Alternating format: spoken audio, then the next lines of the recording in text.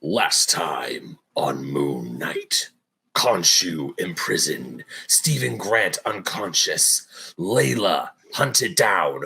What shall happen to our heroes? Will they find the tomb of Ammit before Arthur Harrow, or will they fall and will Ammit rise? Today on Fake Nerds Watch, the nerds discuss episodes 4 and 5 of Marvel Studios' new show, Moon Knight. With me, Ben Magnet, Brandon T. McClure. Hello. Sparkz Witty. I didn't know Moon Knight was Dragon Ball Z adjacent. I mean, that's the only thing I could think of. You remember that Dragon Ball Z spinoff, Moon Knight? And, of course, Ryan Eliopoulos. Hey, Moon Knight people. Hey, all you Moonies. There you go. I lost it halfway through. What's up, Moonies? That's kind of like a Sailor. I think that's like what Sailor Moon fans are called. Well, we're taking it back for the Moon Knighters. Oh, Moon Knighters is better. Really? I like the Moon Knighters. That's pretty good. We're here to talk about Moonies. So much Moon Knight, y'all. We miss, obviously, we're going in chunks because, we got crazy lives. But boy, howdy. You guys moved house. I'm in a different part of the state now. You are.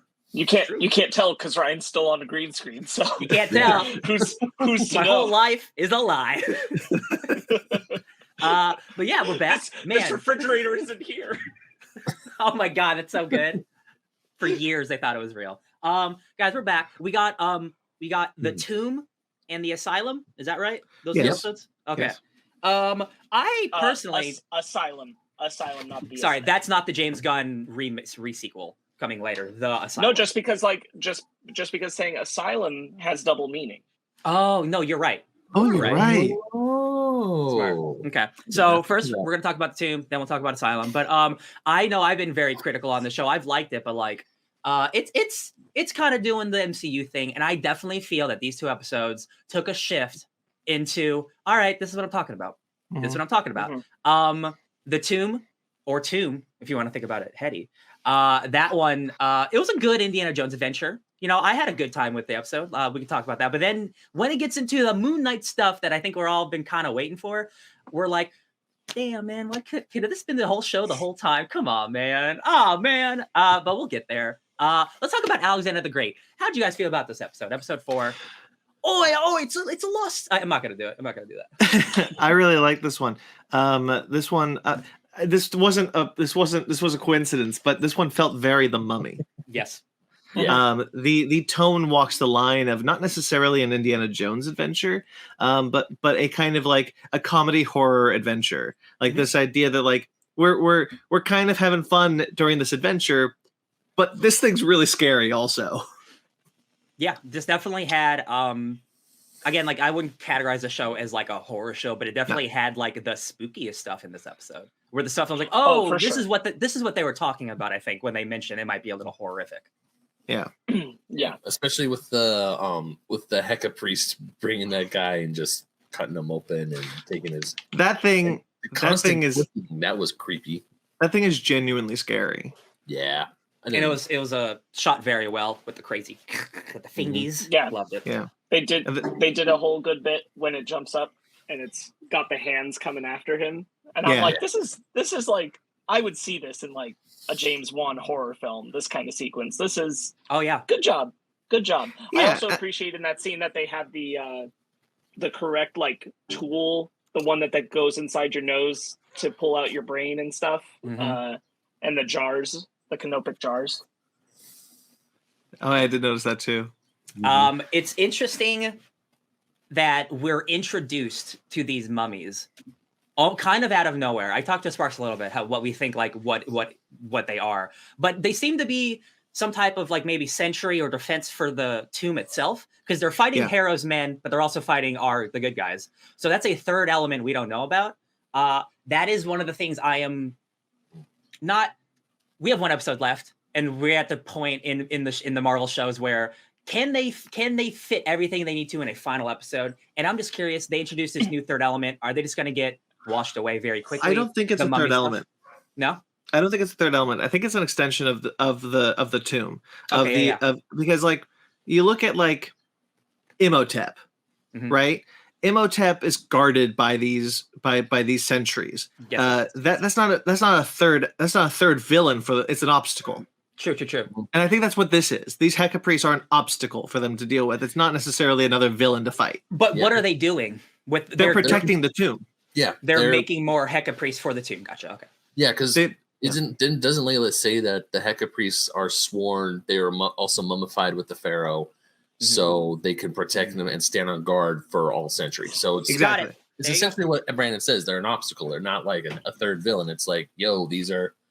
It's kind of like the centuries you have to fight. It's the mini boss before you get to the main boss. Gotcha. Okay, that makes because sense. because if they don't have them there, then anybody could just walk into Alexander the Great's tomb and steal Amenet. But if you have them there, then it becomes much harder to get to. That's true. There we go. Mission accomplished. Love it. Yeah. Okay, That's how I No, interpret that's it. 100% correct. That is they are guarding Amit's tomb. So anybody, good or bad, would interfere with that. So there we go. Point rescinded. Love it. So Really- I think. Oh, sorry, Brandon. Go ahead. Oh, I was just gonna say I like the tomb is made out of the eye. Oh yeah. I thought that's a nice touch. It's got like draw a little map of it. Yeah, the way that they explain the Eye of Horus connected to the senses and connecting to the mind. Yeah, I thought all that was really good.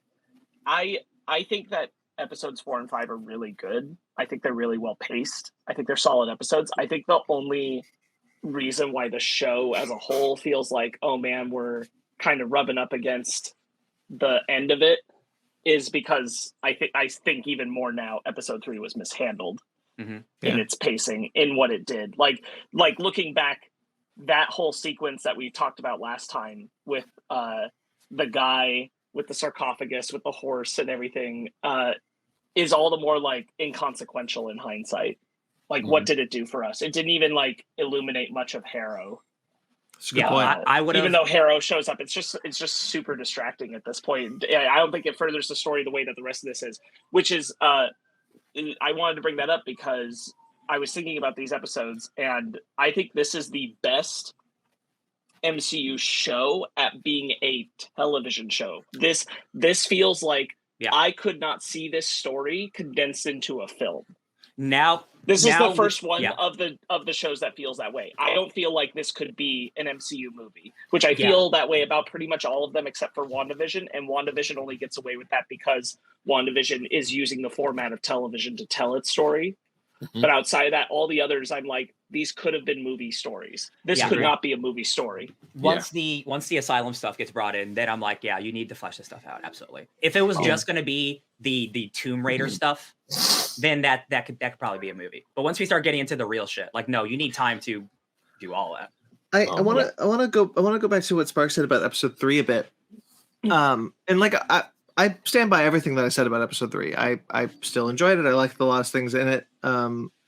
But I'll agree with the mishandling of it. It's kind of a similar issue that I'm rubbing up against with Picard.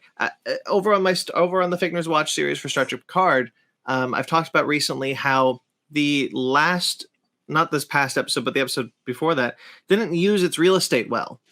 You know, it's not using the time that it has carved out for itself to pace the episode with the proper beats that it probably should to lead to a satisfying conclusion. And I think Moon Knight episode 3 is kind of an example of that, of like, we've got this real estate, we need to get from point A to point B, and we need to seed the storyline as it comes. And then episode 3 is just kind of like, let's just kind of throw some stuff in here real quick and pad it out a bit. I would have, because that's like that's like half the episode. It's like 20 minutes. Like I would have, that would have been so nice to cut that and still, get the sarcophagus stuff in a shorter way, but like have that time to develop more of Layla and Steven in the tomb. Like I wanted, like we almost got a whole episode of the tomb and I really liked it. And then we got stuff after that, which I liked even more. So I'm like, you have all these great elements that like, again, like it, since episodes 4 and 5 have come out, people have like, I wish this is what the show could have been the entire time. And I agree on an emotional level. I would have liked the show to be an emotional ride the entire way through, but I don't think you can get rid of the Tomb Raider Mark Spector aspects in the origin story. I think you need episodes 1 and 2 more or less as they are. I think maybe there's somewhere where you could have, because time constraints can be whatever they want. They don't have to be a specific time length for the episodes. I think there's a version where 2 and 3, the strong elements of both could have been mixed in. But you need that time to get to know Steven. And I don't think there's a version where you can get to Asylum and have it be as impactful as it is without having developed Steven in that amount. So I think that like episode 3 is like the Achilles heel, where like I want to keep all the Khonshu and Egyptian Avatar stuff. It's all that other side stuff that I'm like, that time should have been given to other people. Speaking to the point of like not using or how they've used things to develop up to the season this point, this is also, now that we've done episodes 4 and 5, Ryan had brought up earlier, being concerned, he and I have talked about this, Harrow knowing too much about him too soon. And now it's like, well, that was kind of good, because now we're going into the last episode, and I don't feel like I need to know a lot more about Harrow, because we didn't see Harrow for most of these last 2 episodes. Not even we see Harrow, but not the real Harrow. Well, we get the one scene with him and Layla, which is a great scene, and then the scene where he shoots Marc. But like that's the only times we see him in these 2 episodes, and they're good scenes. But like I don't feel like I'm being underserved what he had to offer at this point. So I think it was good that they front loaded that. I looked at that. I want to talk about the scene with Layla and Harrow, if that's cool. Just a bit. Because it was that scene where I wrote the note, Ethan Hawke is one of the MCU's best new villains. So I think he's great. I think Harrow is a great villain, and I really appreciate that. I don't like doing this. I don't like knocking something down to prop something up, but I do believe that where the MCU shows have struggled is not using its extended real estate to expand on their villains. And this show has, and this show has given us a fully formed, fully fleshed out villain. Going into the last episode, I know everything I need to know about this character. I'm not waiting for the shoe to drop. It's also interesting because when we think of like the Flag Smashers, like you have Carly, but then there's a whole other group of people that we're supposed to care about, but we don't know anything about. Like, it really just focuses on Harrow. Harrow is our villain. Like we see his friends, but like they are not real characters. Like they're not trying to be brought in because really they're not important. Right. Like, it's not like someone's gonna kill Harrow at the last minute and be like, surprise, it was me the whole time. I like it's just focusing on your character. Though. You have Harrow's followers, but they're so devoted to Harrow and what his vision is. I just pictured like the Ultron scene where the big Ultron breaks through the other Ultron, but it's like Kingpin breaking through Harrow. Surprise, Moon Knight! I love magic now. But this is the kind of thing that when you tell me you're going to do Marvel shows, one of the things I was very excited about was the extra real estate to actually flesh out your villains and explore these characters in a way that you necessarily just can't in 2.5 hours. And so now I really feel like they've used the real estate to really explore Harrow and really give us a compelling villain that we just have had for all 6 episodes. And I think that's wonderful, and I really like him because of that. And what I think is even better is because I had my worries in episode 2 when his whole thing's revealed and stuff, but I'm over that. When we get to the Asylum stuff in episode 4 and 5, like we still get that villainous doctor, but it's not really him. It's Marc's conscious of him, so he gets to still be this doctor who like really cares but doesn't really care, and he's not even really there. Like, and that's what's so cool about the character. Like Harrow is such a force on Marc that like even in his subconscious he can't escape him. And you feel that weight because we had the first 2 episodes with Harrow. I'm really impressed with how they've written Harrow, and Ethan Hawke is just very good. And I'm glad that Ethan Hawke decided to be like, he wasn't going to do this if he didn't get a good character. Like he said that, and I'm glad that ended up being a thing. Like he got a good character. This is a good villain for him. Like the biggest worry, and I don't think it's going to happen anymore. I'm still worried that there's going to be a big CGI battle, but I'm not worried that it's going to be Harrow anymore in an evil Moon Knight costume. I'm not worried about that anymore. No, I also am not as worried that it's going to be like the dominating part of the last episode. I think they've shown clearly that this is a character-driven show. Like, I think that at this point, you're either along for that ride or you're not. Like if you're someone who's still like, I want to see more Moon Knight kicking butt, then this wasn't the season of television for you. You got to be on board with the Marc and Steven character exploration, and that's honestly what I'd rather have right now. Absolutely. Me too. So I'm happy for that, because like this is an origin season. This is exactly what we want when they do origins for the Disney Plus shows, is we want the character firmly developed as a character. And then when they show up in a crossover film or something, that's when we can see them in the costume just kicking ass, and we don't have to spend time thinking about who they are as much. But like this is the time to mine that gold. Yes. Yeah, we had our time with the character thanks to the television show. Now when we get to like whatever new big film or big Midnight Suns. whatever is coming out. What? Midnight Suns. Yeah, Midnight Suns. Whatever. If we get to Midnight Suns, it's like we don't have to explore who Moon Knight is and who Marc or Steven or whomever is donning the costume. It's like we know who they are thanks to the television show. I mean, it's a lot like Kingpin. Kingpin was very effective for us on Hawkeye because we knew Kingpin from another thing. So when he shows up for us, it worked. It'll be the same for Moon Knight in the future. Whenever he shows up again in the costume, it'll be like, cool, I've mined all this good character stuff out of him here. And I'm really grateful for it. I'm really grateful for these 2 episodes.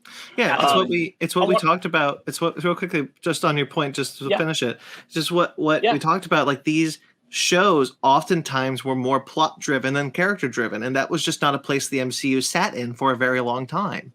And now this feels like it was very character driven and not plot driven, and I appreciate that. And it's going back to the actual episode, like seeing Steven get to live out his dreams. You know, he's inside the Pyramid of Giza, freaking out. Like, I cannot believe I'm here. This is insane. Isn't this insane, Layla? He's like, she doesn't care. She's used to this. Their relationship is so good. They get a little kiss, little kissy. Steven's really awkward. It's really charming. He's definitely grown on me so much. Over the show, the choice to actually give the alters like real personalities instead of them kind of being like side characters is a really excellent choice that I think maybe the comics, I mean the current comic run's insane, it's so good, so they don't have to change anything, but like I could see this being a change for the future where like they do incorporate the alters more than just as they do in the comics, and I'm like, this is a good change. Steven is a dork. I like him. Sparkz, you want to say something? So what I wanted to highlight is Ryan and I talked about this because we were able to watch episode 4 together. The direction of that episode, this is the same director from episode 2, is incredible. I want to highlight 2 specific moments. There's the opening with Layla. A lot of her engaging with the gunmen that come down in the Jeep. That's most of the time it's like 3 long shots. Yep. Really, really good. Like really well shot action beat. And I really love that this was like such a Layla episode for the most part. Like we get a lot of good Steven stuff, but this is a Layla driven episode. This is showing us that Layla is a really cool character all on her own. And then the other part is the transition from when Marc gets shot and he's sinking into the water and it falls into that white light. And the white light is the light of the Stephen Grant movie as they come out on that set. And it turns to 4x3. Really, you just so rarely see that creative filmmaking happening in the MCU. So it's just nice that we're seeing this kind of stuff happen more and more. And this was a really great episode of it. I've got this note. I've actually got this note in both episodes that I really like how this show is edited. I think this is one of the most uniquely edited shows the MCU has given us. Not gonna lie, that transition from the 4x3 television film kind of blew me away. It's like, what the heck am I watching here? What is this, WandaVision? Well, I didn't understand what the heck was going on. So like yes, amazing transition, but then once we get to the cheesy 90s action, the adventure film, I'm like, what the heck is going on? What happened here? And then when the second he says, "Oh, I'm Dr. Stephen Grant," I'm like, oh, now you open a can and I want to dig in. What's going on here? The juiciest can. Yum. And then, of course, the next episode, which actually, as much as I love all the adventure stuff, like I actually kind of like how they found the Tomb of Alexander the Great. I think that's really funny. Yeah, it's a lost tomb. It's fun. That's really cool. But yeah, I love any time. I know, Ben, you want to talk about the next episode, but let's wait. Let's pin that for a minute. But yeah, the finding the Tomb of Alexander the Great is such a nice callback to adventure serials. It's got a nice callback of like, we will probably never find the actual tomb of Alexander the Great, but that doesn't mean like we can't watch movies or TV shows where they do, and how exciting it is to kind of go on that adventure. Really well handled and really nice homage to those adventure serials, those adventure stories of Indiana Jones, The Mummy. Really loved it. Another thing in that episode that I really liked is like after Steven kisses Layla, he punches himself because it's Marc punching. I love that so much. just because you hear the sound effect of him transitioning from Steven and Marc. Justin Benson and Aaron Moorhead, who directed episodes 2 and 4. They have been they are brought on for Loki as the head writers and directors. So that I am truly, because Loki is my favorite MCU show so far. It's not perfect, but it's my favorite of them. Yeah. And these guys, their directing is so good. And I'll give credit to episode 5 too, to Mohab Diab, who I think has been not as engaging as a director, but episode 5 he really brings it up. But episode 4, just so fun. The transition of the sunken place, love it. Good special effects. Tauret, the hippo lady. Now I know where the CGI budget went to the show. That's a movie character, baby. That's so good. I'm so okay with the jackals looking bad in previous episodes to get this. Yeah. Oh my god. She looks great. She looks great. I love how she just like goes, "Hi." It's because I just want to keep it on the thing for like a week. I was just thinking about like the texture on that thing. I was like, man, that's a hippo. That's a hippo. That's a real hippo with hands. That's the hippo god with hands. There was one other thing about episode 4 I wanted to mention. Okay. Oh yeah. The scene when they find when Marc and Steven find the tomb and they're having that little heart to heart. It's like, well, you told her why, and it was like, yeah, she needed to know. I don't know what it was about that little exchange, but I really enjoyed it because that's like Marc and Steven actually kind of like, yeah, maybe you're right. You were in the right to tell her why I've been doing that. I've been doing that. Yeah. So what are you going to do? Drown us? So Sparkz put me onto a podcast, The Ringerverse. Fantastic. I mean, the show's almost over, but like if you guys want like really, really good conversation and in-depth, not like talk and a bunch of like Egyptian knowledge brought into, like, check out The Ringerverse. It's great. They had Jeremy Slater, showrunner for the show on. I was gonna ask if you listened to this part. Yeah. A lot of the show is very different. They were writing it.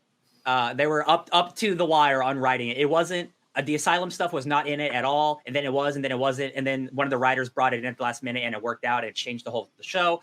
Tauret isn't. That's not her job. Yeah, that's not her job. So she's doing it for some reason.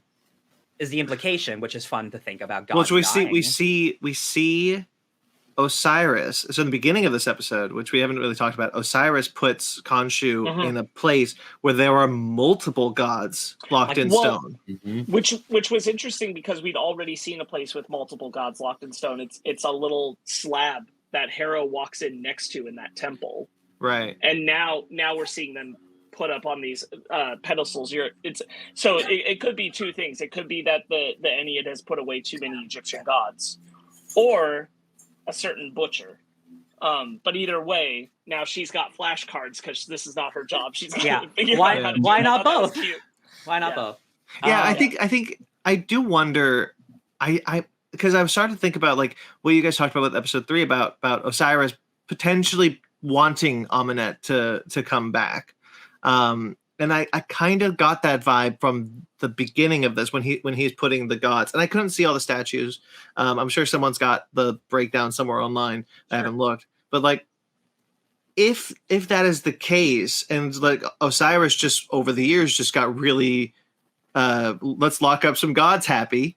I wonder if that's going to come into play, and I'm kind of a little worried if that's necessarily the case, because that's the rogue element that Ryan, I think you're kind of getting at, of like, that's the rogue element where that would be too much for the finale. That's why I don't think that's the case.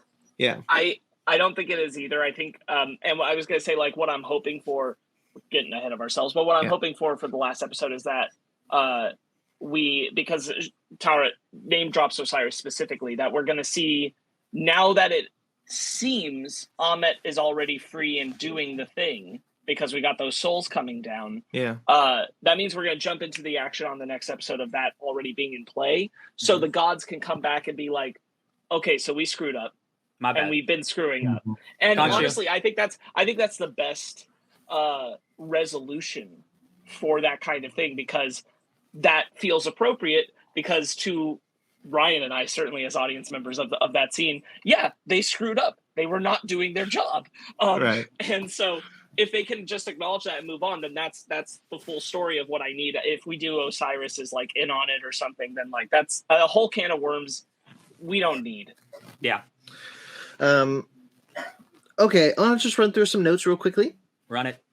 In the asylum, when we first see it in episode 4, the first thing Marc says is ask for Steven.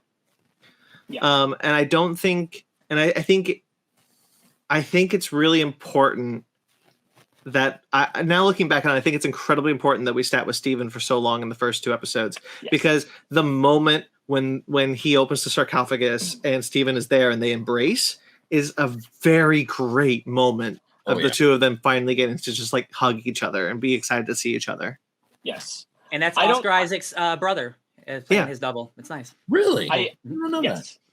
I don't think that we've given the show enough credit for, like, there's definitely a more pedestrian version of the show where you start with Marc and Yeah. you follow, you know, because he's the primary. So you figure you've got to establish your primary first. And they were very bold to say we're establishing someone who you're going to learn is not the primary as your focus. Because, like, there are people who were watching the show who are not familiar with Moon Knight who thought that Steven was the primary.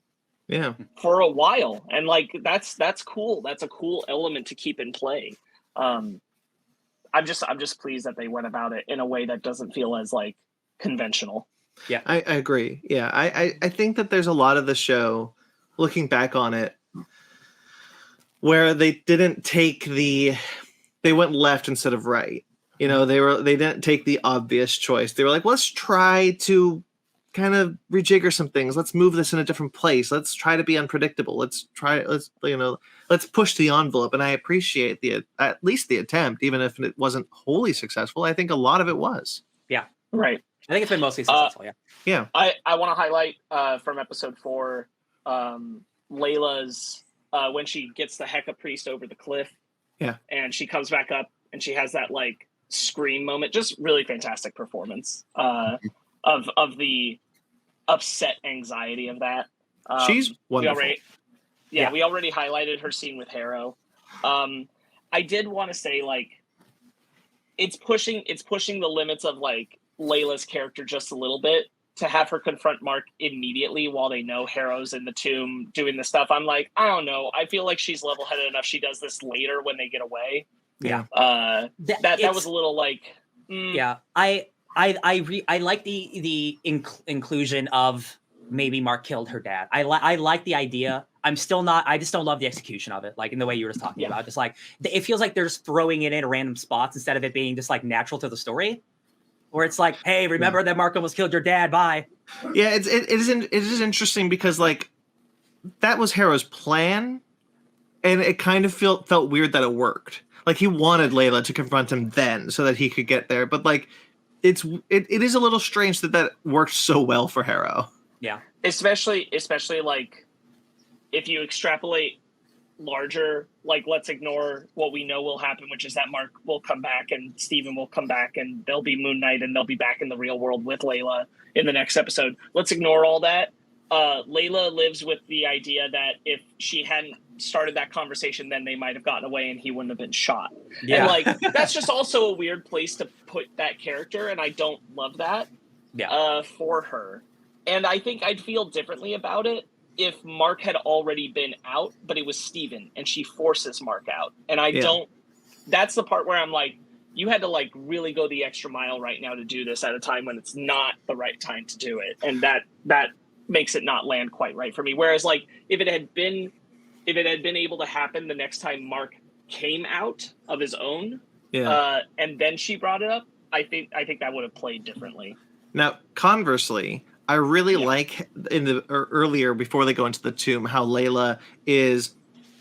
unsure of how she feels towards Steven, because like that is Mark for all purposes. Like it looks like him, it doesn't quite sound like him, but it smells like him, and so she still loves Mark, and she's kind of reconciling the fact that like now she understands that they are two different people within the same body, but like the feelings are still there.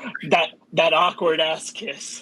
Oh, I know. Just Steven's just like, oh, maybe now, but even like she goes in for it, and then she kind of like realizes, no, this is Steven, not Mark, and Steven's like, here, now is my chance. Well, because she almost makes the move for it. He says the stuff, and then he goes for it, and it's like, now it's a really weird moment. Yeah, the moment's ruined, dude. Like, yeah, she's like, oh boy, wow. Dang. I'm glad that Steven told Layla though that the reason why Mark was doing this was because Khonshu was threatening to use her as his next avatar. So this is going to be spoilers for the Ringerverse, Sparkz. Sorry, but it's something that the Jeremy Slater brought up. Layla. Oh no, I listened to it too. Oh, you did? Okay, cool. So Layla That's wasn't. why I was saying I was going to ask you if you listened to it also. Yeah. Gotcha. Okay. So Layla wasn't originally going to be the female lead. It was going to be Echo. Oh, interesting. Oh. Yeah. Marvel came to them and was like, hey, we want to use Echo in something. This was before she was in Hawkeye. This was before Hawkeye. Right. They were workshopping, where do we want to put Echo, because we like the character. So they put her in the script in the beginnings, and the character was not working. Just not working out. And they're like, hey, we actually think Hawkeye might work better. And then she went to Hawkeye. And Jeremy Slater literally said, oh, thank God. Because like Echo's cool, but like, yeah, just trying to weave in that character for no reason into a Moon Knight show, like, yeah. Spoilers for my week coming up, but I finished Bendis and Malieve's Moon Knight, and she's a prominent character, and I do not think she was handled very well. Yeah, no, that runs fun, but there are reasons. Yeah. I don't think Echo works as a Moon Knight character. But I'm glad it's Layla because she's wonderful. I love the character. I love the actress. I think I'm just so happy with the direction that character took. Absolutely. Well, I doubt it happens in the next episode, but she 100% becomes the Scarlet Scarab in a next appearance. Yeah. For sure. Sure. They've laid all the Easter egg groundworks for that. Fun fact. In Fortnite, Moon Knight doesn't have, when you glide down, he doesn't have things behind him, but there are red flares. So I have Layla's red flares as I'm Moon Knight flying down. It's That's synergy. cool. It's synergy, baby. So they do lead into the fact that like when Layla confronts him, he says it wasn't me, it was my partner. That was the first mention that Bushman is in this universe. They say Bushman. They say it. They say it in the next episode. In the 5th episode, yeah. Oh, in the 5th episode, yeah. Yeah. Happy that is the case. Yeah. Man, there's a real shitty theory going around that his third alter is Bushman, and Bushman, and I'm like, y'all, we can't be doing this. We can't be ruining people like this. Yeah, there's no way. Yeah. This is the Shuri as Ironheart theory all over again. Yeah, we can't be just doing random stuff. We can't do this. We're not these people. I understood where that theory was coming from. I like understood where it was coming from while not agreeing with it up to the 5th episode. When you get to the 5th episode and you see how Marc is, like Marc didn't do that to himself. No. Marc got shot by Bushman. Like that. Yeah. That's what it is. Just like in the comics, baby. And it's cool and it's fun that like obviously Bushman is his like main villain. They didn't cast him as like a cameo. So like if they do want to do something with the future, they can. They left it open, which is kind of cool. Do we think this show gets to the 2nd season, or a movie appearance? My heart tells me this is the first time it's gonna be something like the next show isn't Moon Knight season 2. It's called like Vengeance of the Moon Knight, and it's like he's in New York, and it's like it is a 2nd season, but it's like a rebranding kind of thing. That's how I envision it in my brain. Yeah, because this whole thing, a lot of the Marvel shows, Loki being the one outlier, is like, oh yeah, this is like an X episode event. So they're with Loki being the only one that's getting an actual season 2. Every other show like WandaVision, Falcon and Winter Soldier, it's just like, hey, here's this one story, and then that's it. It's just essentially it's like a trade. It's like a big movie. Yeah, it's like a big movie. It's an event series. I think I agree with essentially what I think Ryan is saying, which is I think like the main story elements of this season will be wrapped up in this next episode. Right. And whenever the next thing would happen, that would be a season 2 would be a whole different story, but still following like Moon Knight and Layla and all that. I think that's probably the way it goes, because I don't think it's going to be like Loki season 2 where like it's continuing that plot. No, I was mostly just wondering if like, do we think the next time we see him is in a crossover event? Oh, or do probably. we think the next time we see him is in another dedicated solo story? I bet he shows up somewhere. I'm going to say I don't think it's in a crossover event, only because right now I don't know what that would be. Yeah. I find it more likely that we see him back on the little screen developing more of, I don't know, Jake before he shows up in a crossover film. Because there's just nothing on the slate that I think makes sense for him to appear in. That is true. That's a good point. I have one more note of this episode, which is that when we first see the Asylum, we're kind of going through all of the characters we've met prior, with things from their life from Marc's life, like the Khonshu bird is the big one, the Rubik's Cube. This is the one where like I was like, oh, Layla's definitely becoming the Scarlet Scarab, because when she comes up, she has a little bandage on one of her fingers. It's a little red scarab on it. Oh, cute. I didn't see that. Yeah, she as everyone's there. Like Crowley is there. I thought that dude, the guy that cast for Crowley looks just like the guy in the comics. It's wild. Yeah, it's perfect. Like long old man hair. Yeah, like weird looking kind of like old man face. It's so crazy. It's like they plucked him from the book. Yeah, like every character from the show that we've met is there in some capacity. Yeah. Really, man, it's such a good moment. Like, because no one sees it coming. Like, we don't think they're doing the Asylum stuff. So well done, so well shot, so like unnerving. And like when he's running and like the Asylum like tilts and you see Inception. Like good stuff. Big old boat Asylum. That's all I got for episode 4. If we want to move on to episode 5, and then we got Tower It, Hippo Lady. So episode 5 then. Is this the best episode that the MCU has made in their television series? I say yes. I would say yeah. The best episode, because like if I'm being honest, I hear you. I don't like the quality isn't like the highest for like, but I think when I think of what an episode did to me, I think of all the other shows, and I think of like the WandaVision episode that's very similar to this episode, and then I think of Loki's King that just had so much fun. This is the most emotional I think the MCU's ever gotten, like in terms of real raw child abuse. The MCU hasn't touched this. This is what I've been waiting for, and I don't want the MCU to always be this. But when you're dealing with a character who has these kind of issues, it's really nice to just tackle it head on and like maturely. And boy, howdy, this episode did it. To answer your question, I cannot think of a better one, so I'm inclined to say yes. Yeah. I love this episode. If you don't mind, I want to expand on something I talked about in the last Fake Nerds Watch, where I talked about Marc's Jewishness, then how I wish they would represent that. I got it. I got what I wanted. It's interesting, Brandon, because some people are really mixed. Some people, the kippah, what you wear on your head. Yeah, it's also known as a yarmulke. Yarmulke. That's what I'm not Jewish, so I don't know this. You're not supposed to put that thing on the ground. That is against the rules, apparently. That's true. Like even when you're mad, you don't throw it on the ground. So I've seen 2 conflicting reports of, hey, even if you're Jewish, you're not supposed to do it. And then also, Marc is literally fighting himself in his soul right now. So like him throwing on the ground is him fighting his own like beliefs in his own religion in the face of his mother's funeral. So I am on the side that this was a fine. He was showing emotion. So I've seen a lot of the thing, and look, I will. There are people who their religion is far more important to them than it is to me. So like, listen to those people. They've got some of it I even feel is valid. Some of it I feel is not valid.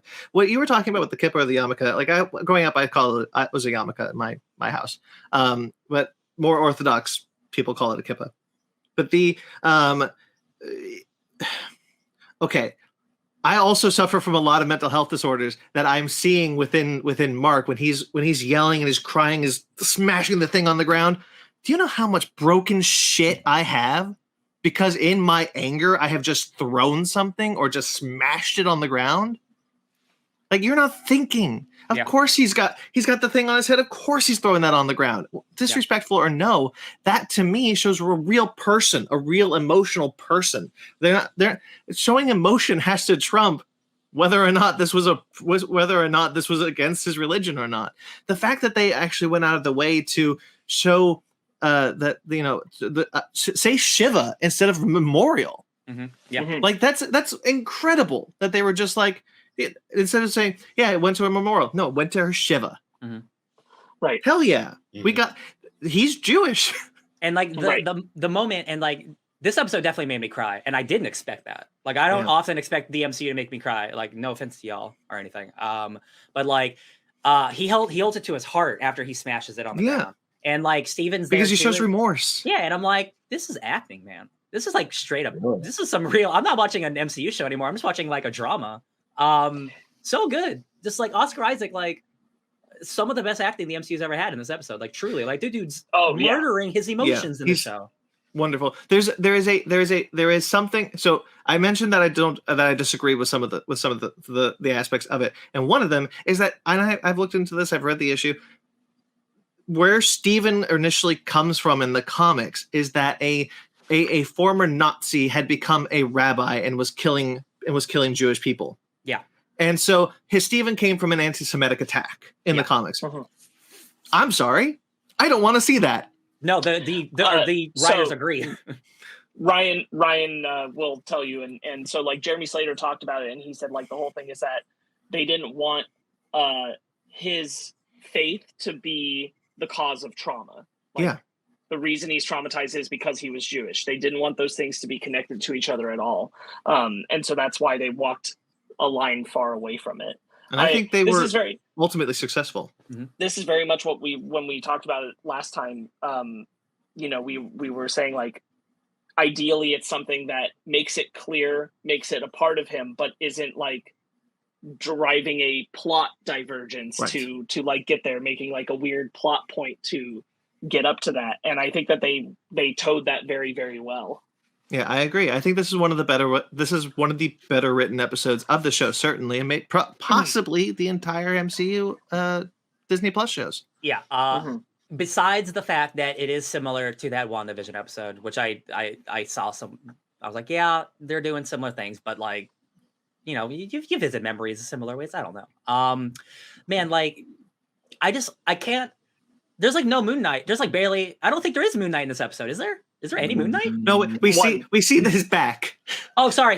At the end when he gets also when he gets brought into the costume for the first time by Khonshu. And that's what I mean. Yeah, but I mean, it's like there's no like calls him Moon Knight, which like, I like the name drop. I'm sorry.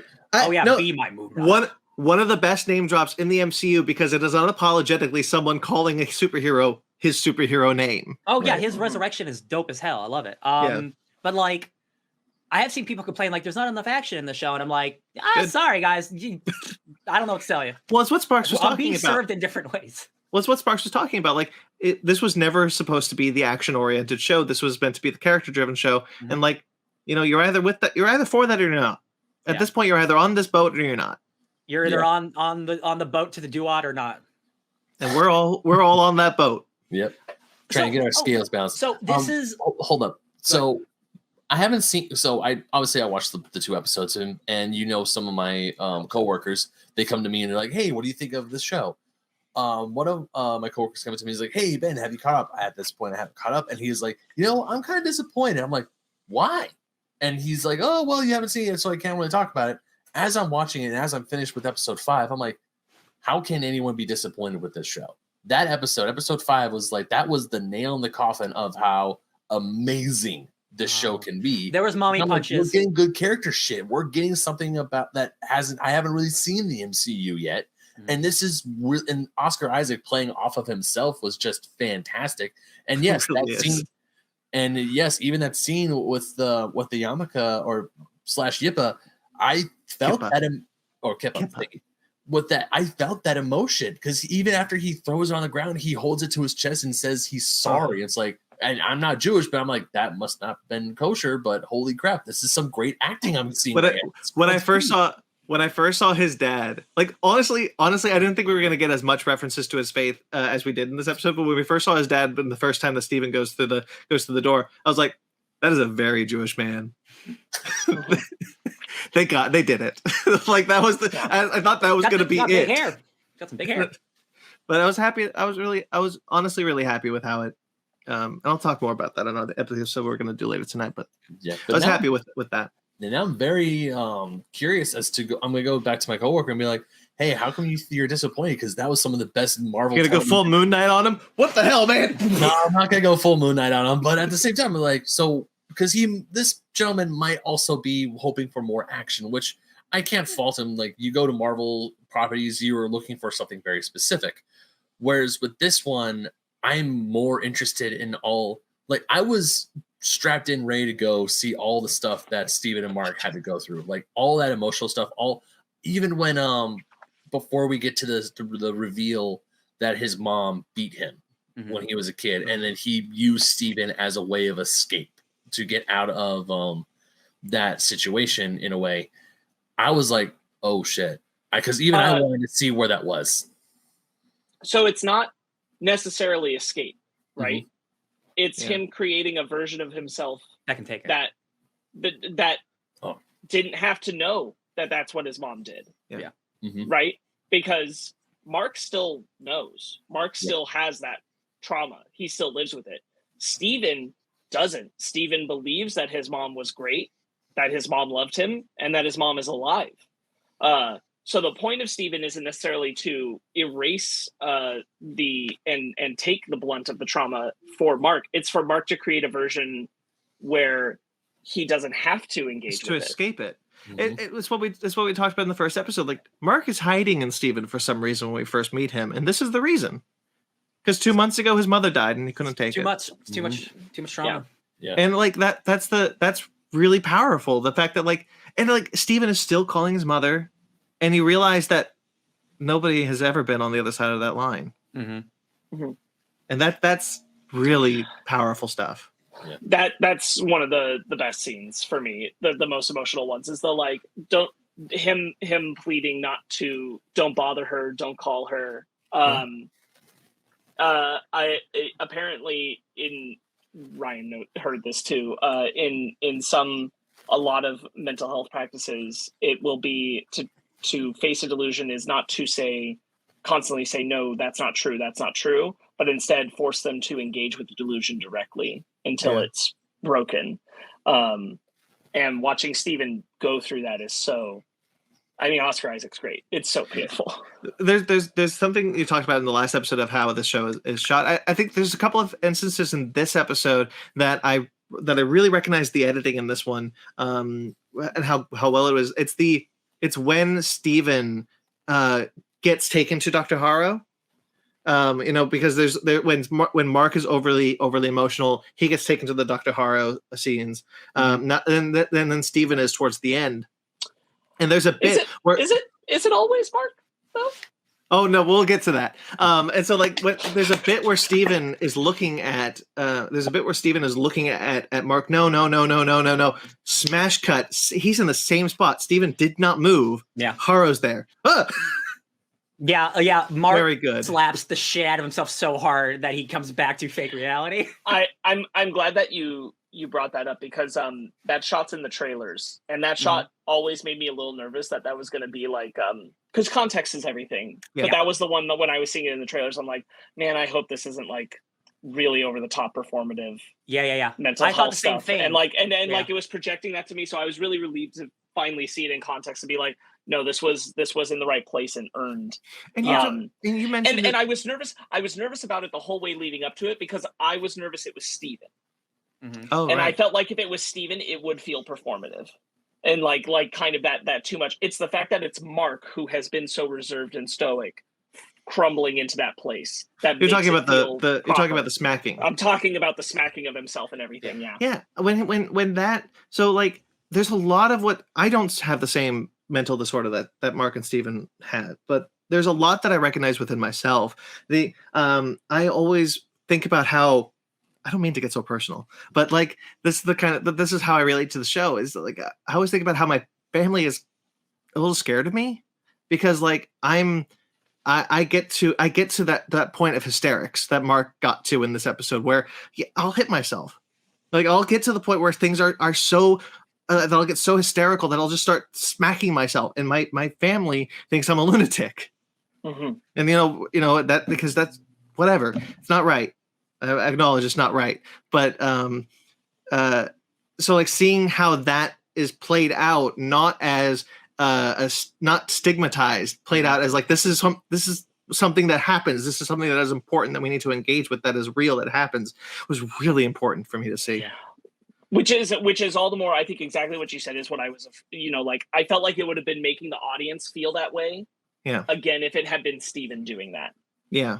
I think it's the fact that it's Marc is that it clearly shows the crumbling and like the part where that like becomes, I can't do this anymore. And I think with Marc, it's very well illustrated. Yeah, and they had the two moments where like Marc crumbles so badly that he starts having a manic episode, which takes him to Dr. Harrow. Steven has a much more calm crumbling. His when he goes to Harrow, it's a very different moment. He's very much like no. It's very different. I really appreciated the two of them were kind of switched in those moments. Mm-hmm. Real quick. Oh yeah, go ahead. Just because I wanted to agree, like, yeah, because there was no Asylum stuff in the trailers as far as we knew. So the shot of him smacking himself, that was the only part in the trailer. I'm like, is that just him going, I'm crazy? And I was like, I hope that's like cut from the show. I hope that's not real. And in context, obviously, is everything. And it's right. Context is king. I also really like that it's Steven unknowingly triggering him. Because what he says is the thing that his mom would say. It's your fault. It's all your fault. Yeah. Yeah. And that's what ultimately completely cracks Marc. And I thought that was really, really good. Again, back to the editing and stuff. Yeah. Like. And speaking to like, Brandon, I'm really glad that the Jewish stuff was there. I wanted it to be there too. The thing I was hoping for if we're doing DID was we get some acknowledgement that it's trauma. Yeah. Well, we got it. It's trauma. So here we are. Thank God. I think it's really well handled. Honestly, and I understand that probably a lot of people may not agree, but like I do think that this is handled a lot better than I thought it would. No, yeah. Mm-hmm. And at the point where I think this is good. This is good. This is good representation. This is well done. This is well written. I will say before seeing it, I didn't have faith that they would do this. Like just straight up. Like I know they'll get cool and bonkers and crazy, but will they get hardcore emotional? Like, because like that's the thing. Like emotional devastation is like the absolute worst thing. Like you could see someone get punched in the face, that's no problem.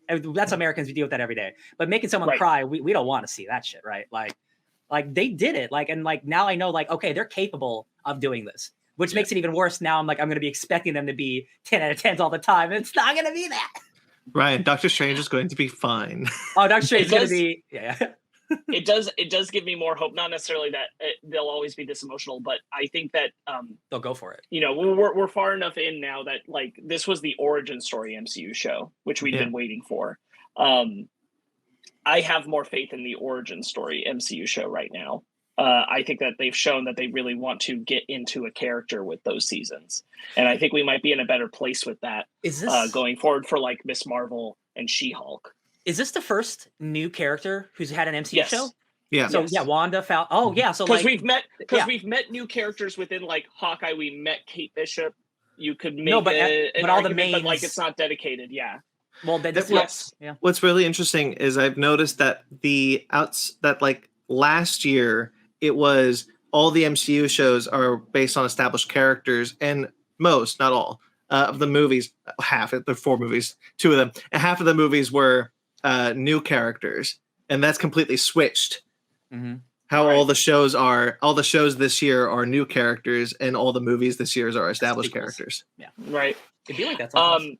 Speaking to Ryan's point, I also obviously had no confidence that they were going to go this far with it, because what I was saying last time was that I just want some clear indicator of the trauma. I didn't expect that we'd get to see it. I thought much like Ryan was saying, much like what my fear of the slapping moment is that it was ultimately still using the alters for the cool entertainment value of them. Right. The ability to engage with these different personas from a different actor and that be fun to do, but not really go all the way over on the line of the emotional weight of what comes from that. And I'm really glad that they committed to that. Me too. Mhm. Yeah, I'm just. This episode really impressed me. Yeah. There's a lot of great stuff in this episode. The going up the stairs over and over sequence is so good. There's a bit where Steven is following Mark and Randall through the cave, and as that scene plays out, as the moment happens, as Randall begins to die, you hear Mark's breathing much louder as we keep getting further and further into the scene, and Steven's yelling of like, "No, come on, let's get out of here, let's get out of here, lads." That becomes a lot quieter, and it's a really good bit. They nailed that. Yeah, and like again, like some of the complaints I've had of like there were serious beats and then it was undercut by a joke or something. None in this episode. Absolutely. No. Oh yeah. God, like I was really worried once we were in there. To be fair, I think honestly that wasn't a problem in episode 4 either. To its credit. Yeah. Oh yeah. No, these episodes, this chunk of episodes, but certainly episode 5. But I'm grateful that I think both of these episodes were very far removed from that problem. Yeah, and I think Powret is a comedic character, but it's not like they're punching her up to be funny. She's like, I don't know what I'm doing, and I'm a hippo. Right. Yeah. She looks so good. Yeah. The afterlife. I mean, we could take over the ship. How hard is it to kill a hippo? I wrote that line down because I thought that was so funny. It was just like, kill the hippo, steal the ship. he's just like, we can do that. We can do that. But like the whole afterlife, the boat with the sand, all that is that looks so good. Yeah. We get a mention of the ancestral planes. Yeah, we do. Nice. Yeah. I like that. Intersecting like planes of consciousness. Like that's a cool idea. Like whatever afterlife you believe in, baby, it's all good. It all works. Yeah. Hey, that's a good heaven. As Jeremy Slater brought up, it is interesting and something that they certainly discuss in the writer's room, but that would have to be mined in a future story of why is a Jewish man in the Egyptian afterlife. Yes. Like, and that there is, ways to go about telling that story and ways to engage with it. Obviously there's the Khonshu connection, but I want to talk about a lot of people have been making a thing out of specifically the bird skeleton when he's following the brothers at the very beginning. Yeah, he steps on, and it's a focal point. And like, what does that mean? It obviously is like somehow connecting to Khonshu. Yeah, because it's very clearly meant to look like Khonshu. So there's kind of two reads on it that I think are the prominent ones, and I'm certainly of one mind about it because the other one I don't care for. But I want to know what you guys think, which is either Khonshu was in the memory and not necessarily for Steven, and that was always there, and Khonshu was always foreshadowing that he was going to take Marc and make him Moon Knight, or is it Khonshu connecting from where he is, trying to help Marc to get through this, to pass through the scales? Interestingly, I do not like Khonshu being there from the beginning. I don't like that one. That's so awful. that's real quickly. That's how it was in the early comics. Yes. Mm-hmm. That's how before all of the DID and all that other stuff got super implemented. Well, yeah, I mean, it's like the DID stuff around kind of the same area, but like that has not been the case for a long time. Yeah. The idea that Khonshu was kind of like watching Marc and kind of always thought that he would be his avatar, and I don't think that would quite fit with the narrative of this show, being that Khonshu has had multiple avatars. Like this would be in the sense that like Harrow is probably his avatar at this time. Yeah. Mm-hmm. Or maybe someone else, but like that would be a little bit weird if he was constantly like grooming Marc. In the context of the show, I don't think that necessarily works. In a different different series, sure, not this series. Not when you do the trauma stuff so heavy. You can't tie that to also the God has been watching him this whole time thing. That right. It's too much for one character to like. Then what's more important, like his actual trauma or that he was or like the stupid sci-fi stuff? Like it takes away. Now I will accept whether or not like whatever the next time we see Marc as a main character is, and that's the reveal. Then sure, they've done well, fine. Here, I don't think we have the real estate to dive into that, and I don't really necessarily think it's necessary for the story. No, well, just like in the Asylum, like you see the picture that the person drew. I think it's just Khonshu is always in his mind, on his mind, kind of thing. Yeah, like Khonshu's presence is like perhaps that's why he's in the Egyptian afterlife. Like his Khonshu is kind of like infested his soul, his memories. Yeah. So what you brought up at the drawing, like context being what it is for the episode. I think the implication there is, just like everything else in the room in that scene, is to imply that you made all this up based on these things. Mm-hmm. Whereas stepping on the bird skeleton is like, because of the way they show it to us, is more of like a, oh, okay, is Khonshu checking in right now? Because is he somehow also connected to where he is in the Duat, able to do just the minuscule amount of connecting to Marc, like a telepathic push, basically. Yeah. Or you know, there may not be a proper answer. It could just be that it is Steven interpreting where he's heading towards as essentially the catalyst of what would lead him to Khonshu. This is basically like his temple, like where he becomes Moon Knight. This is where he becomes, right. And it could be interpreted that way too. But I ultimately, like, there's a lot thinking that like it's the Moon Knight having groomed him essentially, and I'm very anti that idea. I don't like that idea, because my takeaway from the whole skeleton was this was the start. Yeah. Like when Steven looks down, he sees the bird skeleton. Like, this is what set me on the path. It's like the crossing the threshold moment. Yeah. We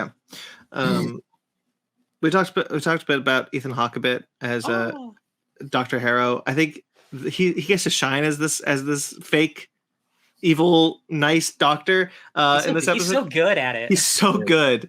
I think I want to highlight, because you said evil. I think what's so good about him is that because he is this manifestation of, like, it is not clear if he's actually bad, right? Yeah, true. Because the things he's told Marc have actually helped. Because it's things like getting Steven to acknowledge that his mom is gone.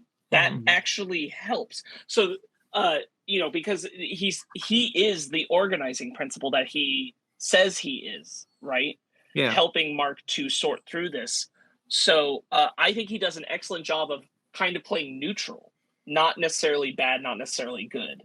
Kind of friendly, but like has an ulterior motive, but the ulterior motive isn't necessarily sinister. Right. He's only perceived as evil because of the face he wears. Right. He's kind of like yes-anding a lot of what he's saying, like as a therapist does. And again, just like he's not being mean, just the way he's talking to him and like responding. It's like, man, what an asshole. But he's also being very compassionate, because like there's a bit where the hippopotamus. Yes, sorry, it was a hippopotamus. That's what therapists do. Absolutely, yeah. Is that sense or nonsense? Like it's good stuff. Yeah. He's antagonistic to Marc, but only because Marc doesn't want to do this. Yeah. Not necessarily because he's bad. And I really like that level performance where it's like, he's not giving anything one direction or the other. He's keeping it very, very neutral, and I think it's working really well. And you're right. He is reacting to a lot of what's happening within the boat, because he says it's like layers upon layers. Because he says after like they've kind of gone through a lot of the stuff before Steven has seen the really bad stuff. He goes, "You've done really good work," and he's like sweating. He's like, "You've done really good work. Like this is good stuff, Marc. We're really making a breakthrough." Yes, like he is actively involved in what is happening in the afterlife. Like you said, he's the organizing principle that he is telling Marc about. It's good, right? Yeah, solid. It's solid fun. writing. It's fun that he's turning his real world villain kind of into his like personal therapist who's actually helping him in a way. It's and you can tell because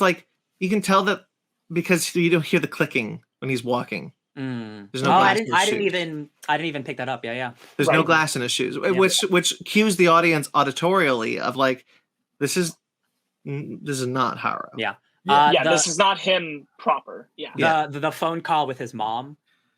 Just the dial tone. Yeah, and well, just 1 minute, we'll get her. It's gonna be no problem at all. Hands of the phone, like, my mom's dead, bro.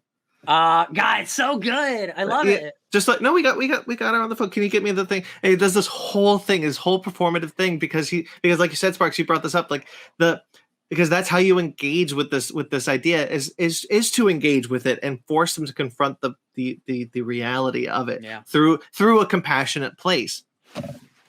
I like the show, guys. Yeah. Okay. So the way he's crying as he's saying, "No, don't bother her. We don't need to. Don't do that." This. It's so deeply, deeply sad. And it's a lot because like Steven is Marc's great. Steven is who we've most connected to throughout this season. So watching him go through that pain is really hard. Yeah. So okay, so I want to talk about this isn't a negative, but after I watched this episode twice because I had to because it was too good. I obviously they couldn't have the whole show be the asylum. I get that now. There is a part of me that's like, okay, you need to have your entire life and all your trauma sorted out in 20 minutes. Where it's like he has all this trauma and it works for the show. The episode is good, but it's just we get through so much stuff so fast.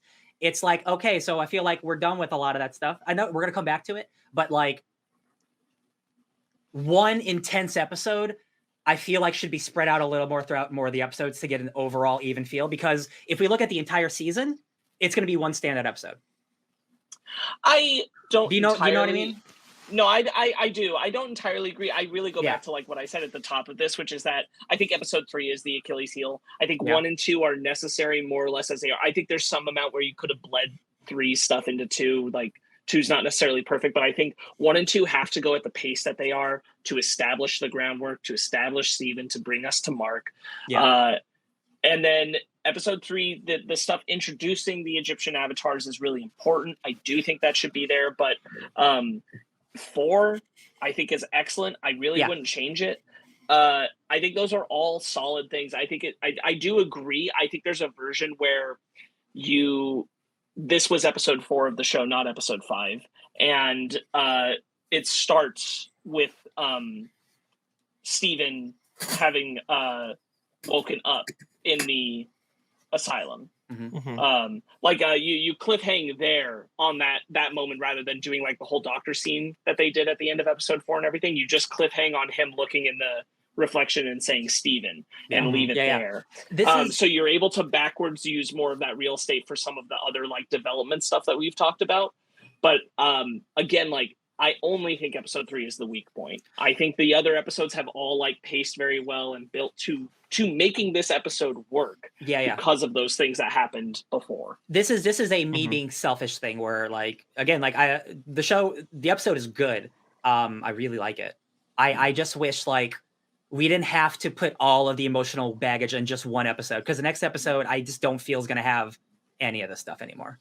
I'm a little concerned about the next episode. To be honest. Like it feels like we did all the emotional stuff, and the next episode is going to be we're going to have our fight, we're going to wrap it up. It's going to be the big bombastic MCU ending. I've seen a blue light in the sky. I've seen a tease for the next episode. There's a big fight and there's a big blue light in the sky. I would maybe feel a little closer to how you're saying if Steven were also coming out of this episode just fine. But he's coming back next episode fine. Well, sure. Right. But I'm saying that means that there's still emotional stuff at play. Sure. Because Marc's just been separated from him. It's not both of them got out of the duat at the end of this episode and they got back in their body and now they're Moon Knight and now we're going into our big fight. No, yeah. Marc just lost Steven after he just reconciled and truly deeply connected with Steven. Yeah. He just lost him. My thing is that he's going to come back too early. And so the emotion of him being gone won't matter. I don't know. That's I'm just looking at every 6th episode. Sure. So far. Sure. I think the emotions are still on the board. Yeah. I think this is my main thing. I feel like even though we got so much between Marc and Steven and their connection and why and them able to recognize in each other their value to each other, I don't feel like that means now everything's rosy. Now everything's great. Marc and Steven are fine. I feel like we're still in a place where like the difficulty of what's happened to them and the trauma of that will carry on. And so I don't feel like the emotional stuff is just done because we got through this episode. So I think that the finale is still going to carry plenty of stuff. I'm not nervous at this moment. And I'm a little, I'm not quite as extreme as Ryan, but I'm not quite with you, Sparkz. Like I am nervous for the next episode because I do think there is a lot of ground we got to cover going into the last episode. Ground that I probably Amit's alive apparently, so ground that I kind of feel like maybe like if we didn't fumble episode 3 like we wouldn't have had such a rush. My biggest concern isn't necessarily with how or what we're going to see in episode 6. It's more of how rushed it will feel. Yeah. Yeah. I'm hoping I'm wrong though, and so far like I've been pleasantly surprised with the show, so I don't really have a reason to think so. Just kind of like, you know, Ryan, you also mentioned like, you know, you look at the track record, it doesn't paint a pretty picture. So I'm a little nervous, but I'm still going into the next episode excited. I am more hopeful than like some of the other like season finales that we've led up to. Specifically because again, listening to the Ringerverse and Jeremy Slater talk about like leading up to the finale. He said himself, this isn't an action show, so like there's action beats, but like that makes me hope that the next episode isn't just a big action scene. Because the show isn't. Don't expect any big MCU cameos at the last minute. They're not doing it. Yeah, thankfully. Yeah. I still think we're seeing a post credits with Blade. I'm not convinced of that at all. I want to be clear. I want to be absolutely freaking clear when I say this. I will not give a shit whether or not we do or don't. I just kind of think we will. Sure. After listening to the podcast with the director, I'm probably going to say no. But that's the writer. Yeah. Jeremy sorry. Writer. Sorry. Yeah. Showrunner. Because I know there's going to be I know there's going to be people, and I want to be clear, I'm not going to be one of them. I was just like, no, why did she? No, I don't give a shit. I just kind of think it's going to be there. I feel like we're headed into solid territory because I don't feel like there's too much to do now, right? Like I don't feel like Harrow needs to be explored more. I know who he is. I know what's up. I'm not worried about that. Like he needs to be confronted, but I don't think he needs to be developed. Oh yeah, of course, yeah. Meaning Amit just really means meeting Harrow at the finale, right? Because Harrow would theoretically be the avatar of Amit. We know the actress who has been cast as Amit. Oh, okay. Well, but does that just mean like we're seeing Amit the same way we see Khonshu? Like the same way we see Taweret. Like the same way we see Taweret.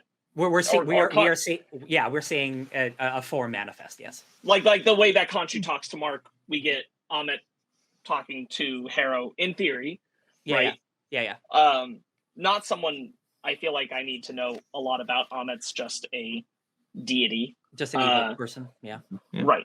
Not necessarily evil, but like driven by the one purpose that Amit has always been driven by, which is to eat the hearts of those who don't measure up on the scales. That seems evil to me.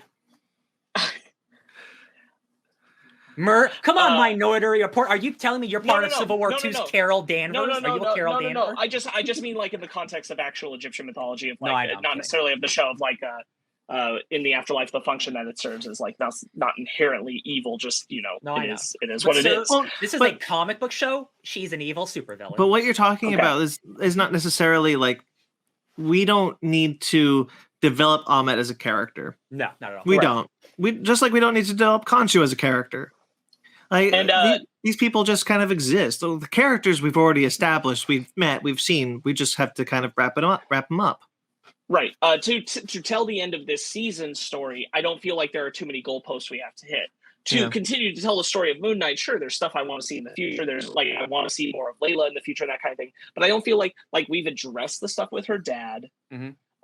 We've like she's there, she's ready to be part of the finale. I'm not concerned about that. Speaking of the dad, we see his dead corpse. What is he wearing? A red scarf. On it. Mm-hmm. Yeah. I think all of us are just lined up to get to that finale, and I don't think that it doesn't feel like there's as many check boxes to scratch off on the way. Not like there have been leading into the finales of all of the previous ones that weren't Loki. You're right. Yeah. Okay. So that's one of the reasons I'm so optimistic. But I was going to say, you're probably about to jump to it too, Ryan. So why don't you go ahead? What was I going to jump to? Is it a certain third altar we haven't talked about yet? Yes. Yes. Listen, there's contention on the internet, and I get it, because 2 different people who worked on the show have said different things about this too. So that's why it's definitely probably true. There is a scene, it's not very long, where somebody, I'm not going to say it's Marc or Steven, is talking to Dr. Harrow with a different accent, different mannerisms. Immediately, hey, you're a good doctor. I'm feeling okay. Actually. You're a doctor now, are you, bro? I'm feeling okay. I'm gonna go. Okay. The second that happened, I knew it. And people online are still like, "There's no way that was him." I'm like, guys, he's acted completely different. So, because Ryan's listened to it too, Jeremy Slater talked about that. He's like, so Jake wasn't written into the script of these episodes, but when I watched it, I wondered if that was Jake, because Oscar Isaac has taken the reins on knowing who these characters are and how he wants to interject them, which means that sometimes we probably have been looking at Jake. Yeah, Jeremy said, like, he was asked a question, have we seen Jake? And he's like, I'm not sure. I don't know, which is a great answer. I read that as that's a dude from New York about to punch a dude with a pyramid. Other people don't, but like I think you guys need to maybe more acting. Oh no! The second he grabbed that pyramid, that pyramid thing, I'm like, oh, he's gonna use that as a weapon. Like the way he's holding it is like, oh, he's gonna bash Harrow's face. Bro, his face, he's like, you're a doctor, I see. And his face is completely changed. Oh yeah. People have pointed out that in that opening scene, he's got his beat up face and his nose. When Marc comes back into the room later, that stuff's all gone. No bandage. There are 3 sequences with the Dr. Harrow. So Jake, Marc, Steven, pretty convinced we saw Jake there. My friend. I don't even need any more next episode. It's just like that boy got out and now he's loose. Is all I need. You got the sarcophagus, and I don't even think it's that he got out. It's that he's so deep in the subconscious, he's like bleeding out. Oh, okay, yeah. Right, because Marc doesn't know. Because as far as we know, Marc doesn't know that the Jake persona is there. Yeah, he's a mystery. They clearly seem to think that he isn't. Or if Marc was ever aware of Jake, he thinks he probably doesn't exist anymore. Yeah. He's like, oh, I got rid of that guy a long time ago, I thought. But definitely the implication right now in the text of the show seems to be that Marc thinks he only ever had one altar, and it's Steven. There's a great line from Harrow. It's I don't remember if it's Marcus. He was like, you guys dose people against their will, and he's like, we would never do that against our will unless they absolutely deserved it or whatever. I'm like, yeah, Jake got nerfed. He got jacked. Be gentle with him. Yeah. Really great stuff, man. Steven and Marc fight some mummies at the end. That's pretty fun. Oh, I really like seeing. I just gotta say, like, I know we've kind of talked about it a bit, but like watching Oscar Isaac act against Oscar Isaac is some of the most compelling acting I've seen in a long time. He's so good. Oscar Isaac is so good. And it must have been, you have to make the choice to be like, I'm going to talk to myself and I'm going to sell it. Oh yeah. Yeah. I'm going to sell the shit out of this. And he really does. Cause like you believe that when Marc and Steven are talking to each other, they are talking to each other. Mm-hmm. These are 2 people. They're not the same person, not the same body. They're 2 people talking to each other. And they are distinct characters. Yeah. And I think that's really great. And you see how protective Marc is of Steven. Steven, it's almost kind of like Marc is repaying Steven for protecting him, like letting him escape. Like, you see what, like he says, like, that wasn't the point of you. You were never meant to see her like that. You were always meant to see her like it perfect, was like she was perfect. Like you got to live a perfect life. You got to live a good life. I had to live all those memories. And like he repays that by giving him that perfect life and by protecting him even in this when he says, like, go hide. Mm-hmm. Right. I'll handle this. You hide. But then Steven's like, "Oh, it's my body too, I reckon." And see what happens. You get tossed into the field of sand. Heartbreaking watching Steven reach out from the sand. Definitely didn't expect that, but also I'm not really worried, to be honest, about Steven. No, it's not. It doesn't matter. It doesn't matter if you're worried or Yeah. not. It's just like the emotional moment. Like we talk about, like death in comic books doesn't mean anything. It means something in the moment. The moment is when it's important. The moment is when you get the emotion out of it, and you have to sell that moment. And I think that moment is absolutely sold.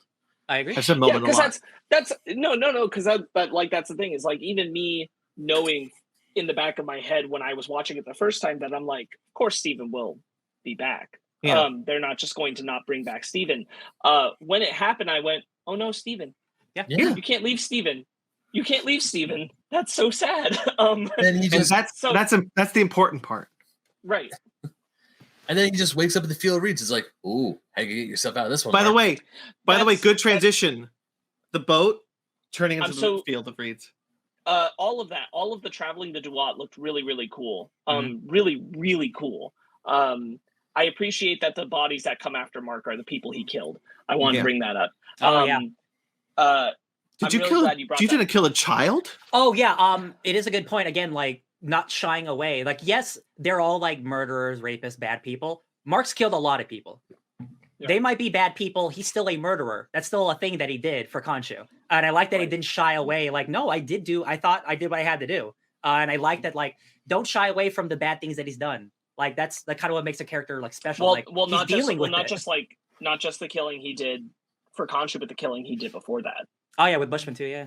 Right, because acknowledging how he fell out of his military service and what he ended up having to do. Yeah. And you get this part where they're in that room and Steven goes, oh, guess who this room is for? And he's like, and he remembers everyone. He remembers every single one. It's like you try taking a life. You see what happens. You see what sticks with you. Like he does feel remorse for it. Oh yeah. And he'll like hope that one day someone will get him, but because of the healing armor, it won't happen. Yeah. I'm really glad that Ben brought up the Field of Reeds as the last shot that we get, because it is Marc at peace. His scales are balanced. He's got what he's always wanted. Peace. Marc has flirted with suicide ideation this entire time. Yeah. So that's the emotional stuff we're going into the next episode with. Marc has to decide, obviously we know he will, to leave that peace. Mm-hmm. That's so hard. And he's going to do it for Steven and Layla, I suspect. But like Steven also, that puts us in like this is kind of nice for him, but it's also terrible. Yeah. Because you see his face. He's like the kind of like fear in his face. It's the quiet around him. It's everything he ever wanted. Mm-hmm. Yep. And he can't keep it. It's a really good scene. Really good transition. Oh yeah. Yeah, I really like it. Was it the volume? Who knows? Probably. Maybe. Maybe this went to the Field of Reeds real quick. Yeah. He's gonna get rejected though, because the girl at the beginning of the show told us. So ha ha ha. Oh, that's right. Oh, because Steven said because Steven was rejected from the Field of Reeds. That's a good moment. That's a good bit of foreshadowing. I didn't pick that up. I saw that's not bad. Marvel Television Studios, not bad. I think that's about it. Yes, right. I think we're all winding down. Time to wrap it up. One final question though. They're not gonna like Oscar Isaac is the first actor to not sign a deal. He's like, I made Moon Knight and that's it. Do you think they tease Moon Knight coming back at the end of the show? Yes. Okay. Yes. That's all. I don't want to go any further. I think they leave it on the table. I mean, the only thing I will say is I think rightly so. Oscar Isaac doesn't sign a contract like that, and I'm not saying he ever will, but he doesn't sign a contract like that when he goes into this, because he just went through Star Wars. Yeah. And he has been blunt about not being pleased about how that ended up. Mm-hmm. And I think he wanted to know not just like how he was going to experience the project itself, but what the final product would be, and then decide if he wanted to do more. Yeah. And I think that like this has gone very well in my mind, but it'll ultimately be for him to decide how he feels about it. Mm-hmm. But I think that like that happens, before all of this gets made. He made that decision. Yeah. So now we'll see. And I don't think he'll ever do a multi locked in contract on anything. I think it'll be a 1-by-1. Yeah. But I do think he'll come back again. Yeah. I would I love to see him come back again. I hope he does. I think he just wants to have control of when he comes back. Yeah, Yeah. that makes sense. He wants to have control, and he wants to make sure that what he comes back for will be worth it. Right. Right, exactly. Like he doesn't want to just be put in Secret Invasion because. Yeah. And I think that kind of gives me faith that if Moon Knight's going to be in something, like if Marvel comes out and is like, Moon Knight's in this, then I'm like, oh, this is probably going to be pretty good. Because Oscar Isaac, he gave it the seal of approval. Yeah. Yeah. I'm really happy with the show, and I'm excited for the next episode. I am too. I still, it's hard to believe that there's a Moon Knight show that's on TV that's really good. And there's a future where like he shows up in like some random Avengers movie on the moon. Like, why am I on the moon? I'm Moon Knight. Comics are fun. Comics are fun. Yeah, good talk. Good stuff. Can't wait for that last episode. All right, so let's get out of here then. Wrap it up. All right. Moon Knights. This was Fake Nerds Watch, guys. Thank you guys for coming. We greatly appreciate this. Make sure to like this video. Make sure to subscribe to this channel. We got tons of cool stuff on here, such as other Fake Nerds Watches. If you want to know what we thought about the first couple episodes of Moon Knight, we got those. Those are up. You want to know what we thought about every single Marvel TV show? Those are up. Baby. Aw. I miss my babies. We got all the Disney Plus Marvel shows. Those are all up. You can check those out now. We got right now concurrently with this is the Fake Nerds Watch for Star Trek Picard that I do only exclusively with Cookie from Just a Little Podcast right now. But Strange New Worlds is coming. All things point to that being great. I'm so excited. I've watched that opening like 4 times already. Me too. So yeah, that's gonna be the next Fake Nerds Watch for Star Trek. So check out all that stuff. Again, like this video, subscribe to our channel. Other things on this channel, got a ton of stuff. We got Basement Arcade. We got Basement Arcade Pause Menu. We got Animation Station. We got we got Fake Nerd Book Club. I almost said Animation Station twice. 2 stations. Tons of cool stuff, and of course our mothership show, the Fake Nerd Podcast. You can check out that show almost every Sunday, live at night and various times at night, after 8:00. Our last episode was The Northman. I don't know what next week's is. Doctor Strange. Holy shit! Really? Yeah. Really? Our last episode was indeed The Northman. Check that out. That's up right now. And coming up, Doctor Strange in the Multiverse of Madness. Woo. I'm so excited. Speaking of clips I've seen over and over again. They gotta stop. Marvel, can you stop? I've muted everything You have to. I could think of. They're gonna like come to your house and just open up a laptop and go, Brandon, watch it. I saw one thing. I saw a spoiler that wasn't related to the clip. It was related to the TV spot. I won't say what it is. I saw that and I was like, nope, mutant everything. Wait, I'm sure I saw the mutant? same. I'm sure I saw the same one. Yeah, I think we all did. Well, except for him. He's pure. Exciting stuff. Yeah, so check that out. That's going to be really cool. You like Marvel stuff? We talk a lot about Marvel stuff. Are we gonna make a bingo card? For this one, this is the one of any to do 2 bingo cards. I think I might know too much. Fanny was asking about a bingo card too. Here's the thing: if all those leaks are true, then there's stuff that we haven't seen yet. Yeah, true. Yes, because I don't care about being wild. Let's do it. Yeah, this is the All one, right. baby. Woo! Okay, we'll do it. Bingo card. Bingo card. So, guys, make a bingo card. Bingo card for Doctor Strange. All right. I guess that's it. We got TeePublic. We got Patreon if you want to support us financially. We got other things. Our website, fakenerdpodcast.com. All the links are there. You can check that out. There's also a link below, I'm assuming. And ever look at the description of our YouTube videos. I apologize, Sparkz. And just say poop, poop, poop, poop, poop, poop. You can find us on Fake Nerd Podcast on all the social medias. I'm at BT McClure on Instagram and Twitter. I also write for Screen Rant fairly regularly. There's a Moon Knight article about Jewish superheroes that's up on Screen Rant, relevant. I also write a series called Revisiting the Infinity Saga. If you like the Infinity Saga, that's relevant. My latest is 4 pages long, so it's not out yet. I'm sorry. And I edit for kaijuramen Ben? Yes. You can find me on the internet at BenMagnet27, Instagram, Twitter, TikTok. You can also find me writing for oldschoolgamermagazine.com. Fusion Gaming Magazine, and GoNintendo.com. Sparkz. You can find me slowly piecing my new existence together at Sparkz Witty on Instagram and Twitter, SPARKZ Witty. Ryan. You can also find me piecing my existence together, but not as much because I don't have a lot of stuff. You can also find me streaming almost every day if I make myself do it at twitch.com, DJ Tony Snark 616, and YouTube, DJ Tony Snark. I got Mass Effect Mondays, Tarnish Tuesdays, Weird Wednesdays. I got Something Thursdays. I got Freaky Fridays. I got so many games I'm going to play. Will I do it? Probably not. Let's check it out. But find them anyway. But find them anyway. All right. Until next time you see us, guys, stay fake nerds.